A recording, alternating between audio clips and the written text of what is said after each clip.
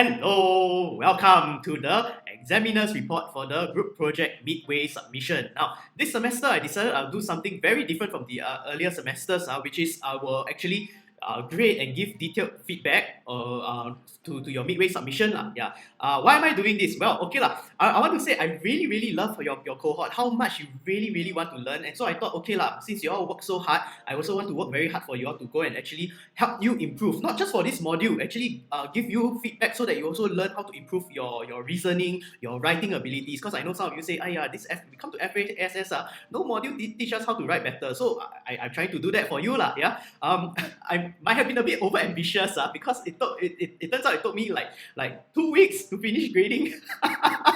There's 141 groups. Oh my gosh, yeah. But anyway, it's all done already. Now, so I've given out the feedback already through your TAs, and I've also got your TAs to give their 5 cents. Like 2 or 3 comments or something like that. Yeah. So anything, first of all, anything you can talk to your TA, you can come and talk to me as well. Right. Now, of course I know some of you are saying, oh, but didn't you grade the assignment, right? Okay, so fair enough. Now I just want you to know that because this is a midway submission, so give chance, correct? So I give you chance. So the grading is very lenient, and therefore the variance in terms of the marks is only plus minus 1% of the total grade lah. So it doesn't really make much of a difference. And I don't want you, the last thing I want is for you to get so distracted over a numeric score. I tell you we are very bad at interpreting numbers. Okay, by now you should know, right? Every time you do all the pre-tutorial work, we're very bad at interpreting numbers. So I don't want you to get distracted over a number. Oh, why my number lower than that group?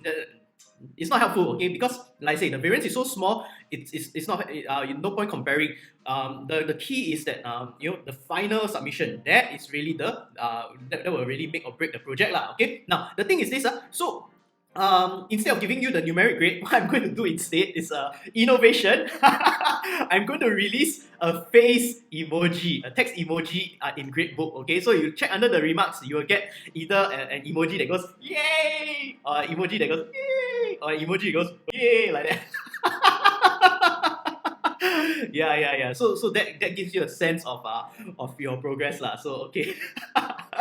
Okay, anyway, now let me make some comments. Okay, so let me start first with mission 2. Okay, first of all, I think it's safe to say every group forgot that people died. Yeah.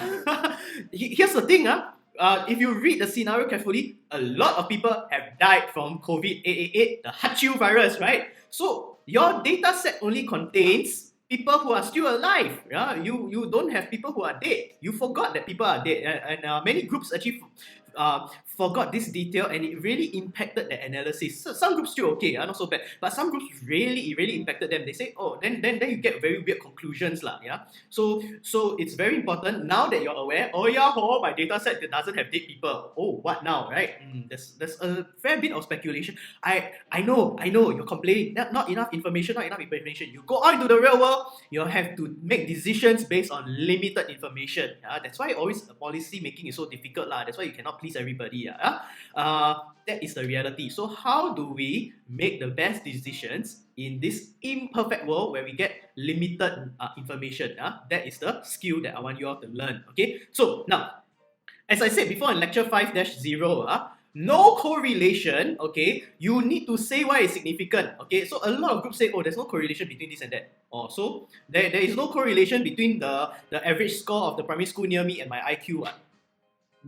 Of course, you're asking why you bring this up. Then I ask you also lah. You say no correlation, why you bring it up, right? So that implicitly in your head there is a significance. So you need to say why it's significant. Otherwise, it's like me saying, oh, the primary school the average is like my IQ. No, what's the significance? Then you like what question mark, right? So after you need to think about it, then and explain the significance. Then saying why there's no correlation will make sense. Okay. Now the other thing is this correlation is not causation. I know there's one module that you all have done or doing that keeps emphasizing that, right? And then why you never learn?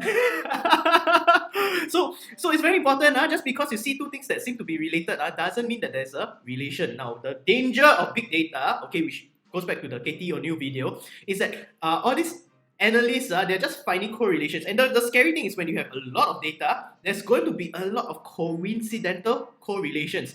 Just because you see it doesn't mean you act on it, okay? And even though you can cook up a story, okay, some of you did that. You say, oh, People who exercise more got COVID. Or maybe they do this, blah, blah, blah, blah. Yeah, that is speculation. Nowhere in your data set actually said that, okay? You need to recognize that is one possible reason. What is another alternative? Maybe all those that never exercise died already, right?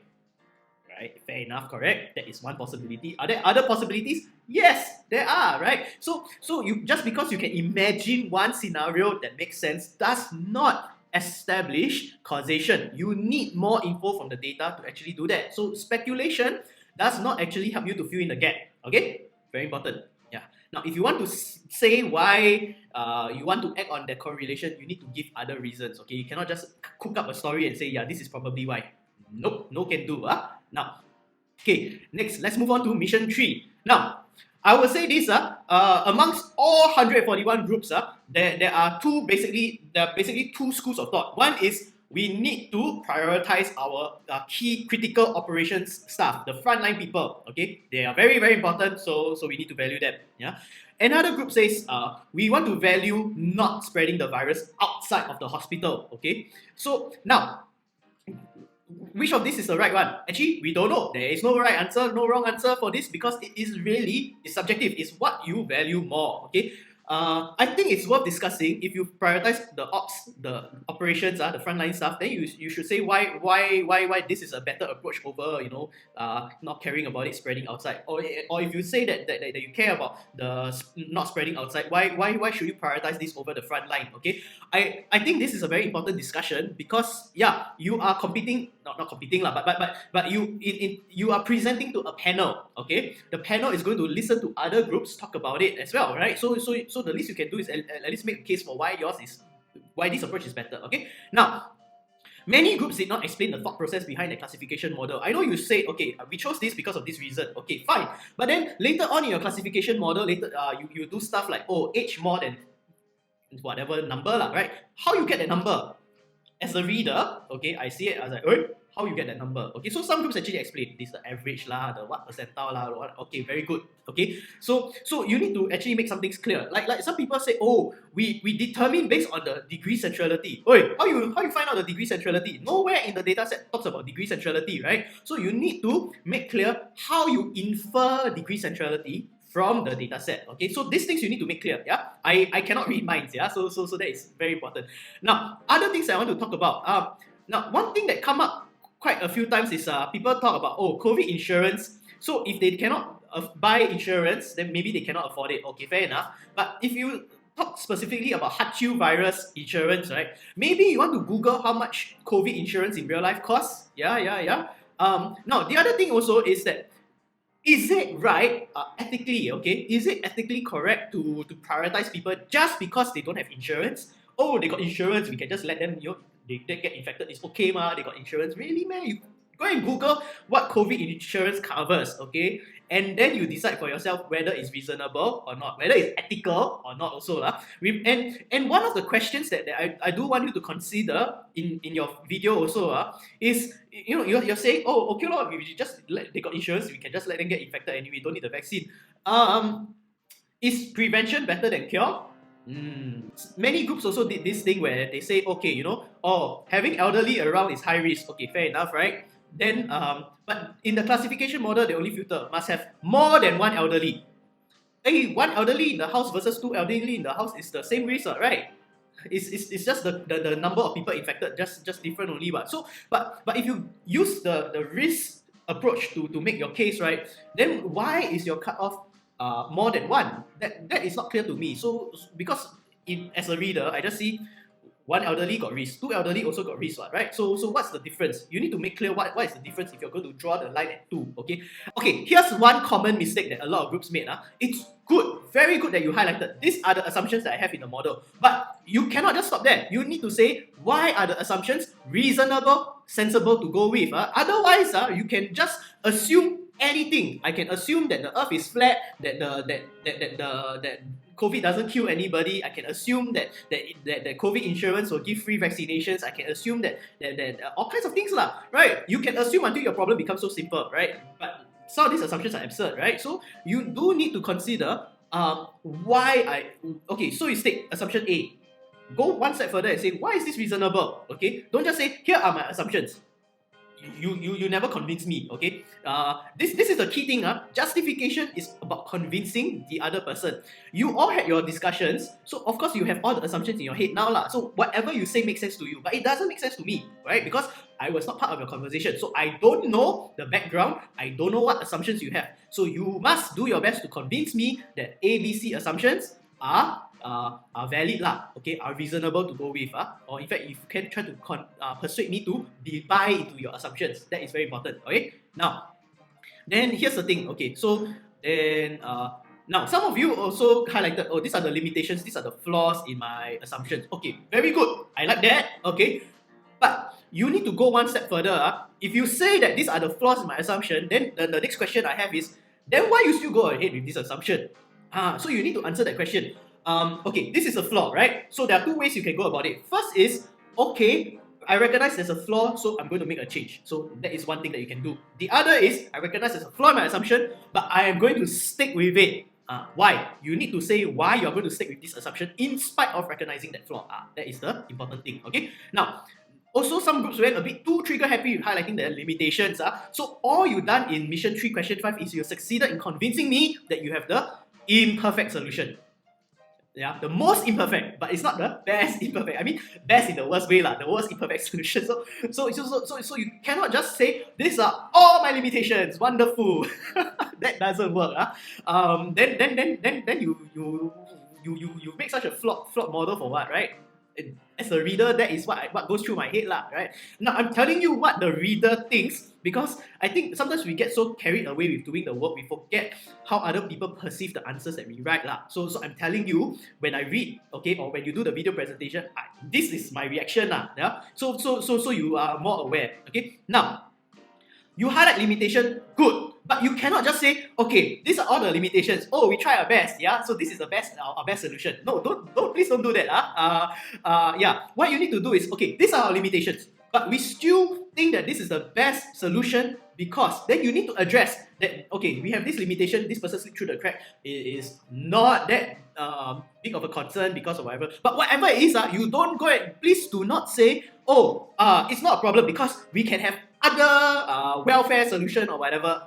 That is what I call black boxing. That means you yourself don't want to deal with the issue, then you Tai Chi. You know what is Tai Chi? I have one watermelon. I cut one watermelon in half. Half I give to you, half I give to you, right? So my responsibility I give to someone else. My responsibility I give to someone else. That is called Tai Chi, right? So you are basically Tai Chiing the problem away to someone else. Now you do this, then I cannot give you a good mark, okay? Because I do want you to talk about the problem. Don't Tai Chi the problem away. Address it. It's not really an issue because at least based on the analysis or whatever, we see that okay, it's not that bad. That all these people they have whatever. Okay, fair enough. You can do that, but please, whatever it is, don't say they're a minority. It's because you desire for the majority that the minority slip through the cracks, correct? That's what we covered in tutorial, right? So at least you can say some other thing like, oh, in spite of this, it still works very well for whatever, something like that also can do now, then we talk about the. Okay, now sometimes you talk about people slip through the crack. Okay, fine, right? If it's very serious, you do need to say something about it. Okay, this person slipped through the crack. Okay, are we going to change the model? Or you can say this person slipped through the crack, and so we made this adjustment in our model. You can say this for your final submission. And actually make sure you do the adjustment. Okay, then or you can still put your foot down and say, okay, you know what? This person slipped through the crack. It's pretty serious, but we're still going ahead with this with our model. Why? Okay, you need to tell us why. Don't just say we are doing all these things. Because I don't know why. I will have all my question mark above my head. Correct? Okay. Now, last but not least, justifying why you have the best solution, the best imperfect solution. Now, the typical approach that most groups do is they just end up describing their model. Now, there is a difference between description and prescription. Describing the model doesn't actually convince anyone. Okay, what you need to do is what we call prescription. You need to add the why it's good. Okay, now how do we do that? I give you the example of the vacuum cleaner. Okay, I was supposed to bring my vacuum cleaner in, but now let's say I am the vacuum cleaner salesman. Okay, I'm selling you the Dyson. You know the Dyson one? It's so good, it sucks, right? Okay, no, anyway. Now, if I tell you this vacuum cleaner is very light, okay, I am just describing, correct? But what's the problem? If you say, oh, it's very light, it's very good, what's going on? you have the same assumption as I am, and therefore we are both able to bridge the gap to go from very light equals therefore very good. Okay, but if somebody who, let's say, never used a vacuum cleaner before, right? You say, oh, this vacuum cleaner very light. So what, right? That is the response, correct? So then you need to say, okay, it is very light, and well, other machines are very heavy, and if you want to clean your house more efficiently, then you appreciate a lightweight vacuum cleaner. You see what I just did there, right? In order to bridge the gap, I need to explain why it is good. I must try to convince you why it's good. So you cannot just say, oh, I do this thing. No, I do this thing and it's good because of these reasons. You need to do that. Or I say, oh, look, this vacuum cleaner doesn't have wires. Okay? Again, if somebody who doesn't care about vacuum cleaner will then ask you, so? Right? So then you need to say, no wire means, it's very good because it means that you don't have to carry the vacuum, drag the vacuum cleaner all over the place, find a socket or whatever. Oh, I see, it makes my life easier. You see? But, so you need to do that. You cannot just say, oh, our model does this, it filters away these people, it filters away, it prioritizes this. So it's the same reaction, okay? So that is what you need to do to develop. Don't just describe, you must prescribe. Okay, so that's all I have to say about the Midway submission. In the next video, I'm going to tell you what you need to do to prepare for the final video presentation. Alright, see you.